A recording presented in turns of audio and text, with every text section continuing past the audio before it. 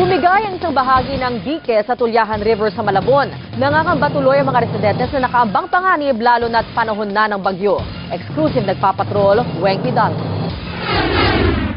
Wasak pa rin ang bahagi ng dikeng ito sa Sisa Extension sa Tinajeros, Malabon matapos umapaw ang tubig sa Tulyahan River noong Hunyo dahil sa malakas na buhos ng ulan. Nangangamba tuloy si Joe Aburdo na kapag bumagyo, matangay ng tubig ang kanyang bahay, gaya ng nangyari noong bagyong Ondoy. Kasi dito sa loob dito, may bubulwak kasing tubig dito. Halos hindi rin ito madaanan noon, kaya naglagay na lamang sila ng gulong at mga sako ng lupa. Pero habang tumatagal, lumalalim at lumalawak ang sira ng dike dahil nababasa ng tubig. Wala na po kaming pupuntahan pag nag-overflow na yan. At ngayong tag-ulan na naman, hindi maalis ang takot sa kanila dahil sa naranasan noong Ondoy.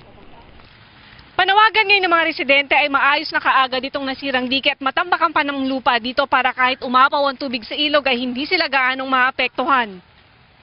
Sabi ng lokal na pamahalaan, nakaplano na ang pagsasaayos ng dike.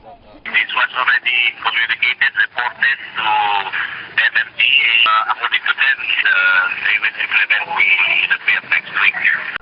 Sa ngayon, walang magawa ang mga residente, kundi umasang magagawa na ang dike bago ulit bumagyo.